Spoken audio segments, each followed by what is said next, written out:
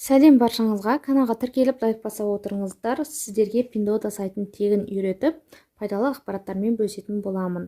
Бүгінгі сабақта товардың доставкасын, яғни тасымалына қанша төлейміз, қандай товар алған дұрыс, сол жайында ақпарат беретін боламын.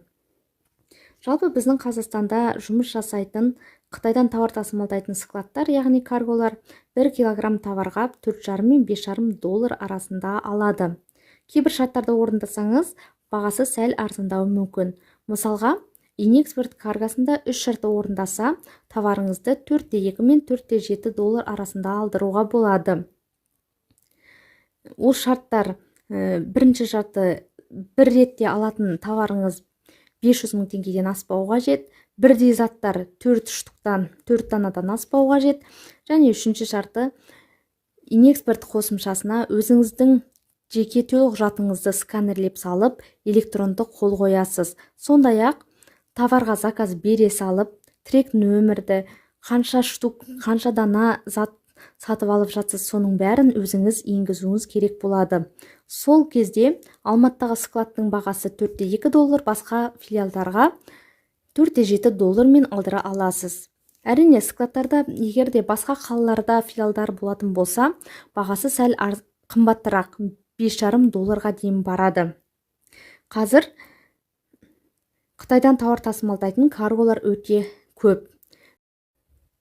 Қандай да бір каргомен жұмыс бастамас бұрын, отзывтарын қарап, тауар неше күнде келіп жатыр, соның бәрін нақтылап сұрап алғаныңыз жөн.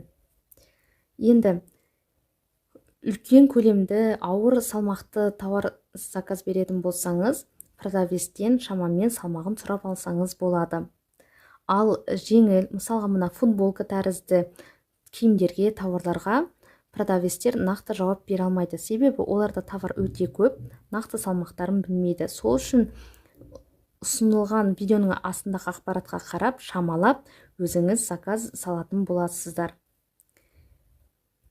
Магазин продавецімен сөйлесу үшін ең астында тұрған бірінші белгінің үстінен басамыз магазин атауының. Осы жерде магазиннің атауы, астында бүкіл тауарлары шығып тұр. Мына жерде SMS-тің, яғни хабарламаның белгісі бар, соны басамыз. Осы жерге мына товардың салмағы қанша фотосын қойып, скриндеп жібереміз. Қазір сіздерге түсінікті болу үшін өзім сөйлескен бір хабарламаны көрсететін боламын. Бастапқы бетке өтеміз ол үшін.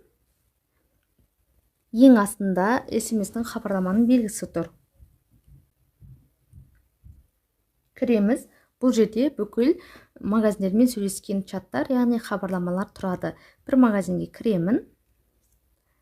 Мен мына конфет салатын ыдыстың салмағын сұраған болатынмын.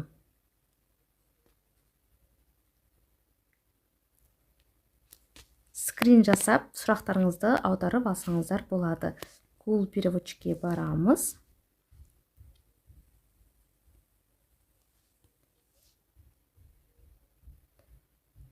Здравствуйте, какой примерный вес? Мен продавецтен салмағын сұраған болатынмын. Ол маған 2 килограммдай деп жауап берді.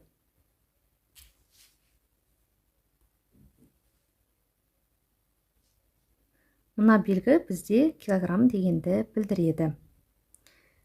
Міндетті түрде осылай Қытай продавецтерінің жауабын аударып алсаңыздар болады.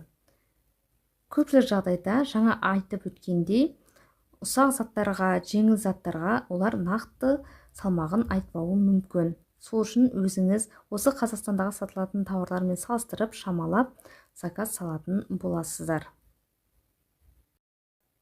Және де доставкасын есептер кезде ескеретініңіз жайт, кейбір сыңғыр заттарға, мысалға мына тәрізді ыдыстарға, люстра заказ беретін болсаңыздар, сыртынан ағаш қорапшаға салыну мүмкін.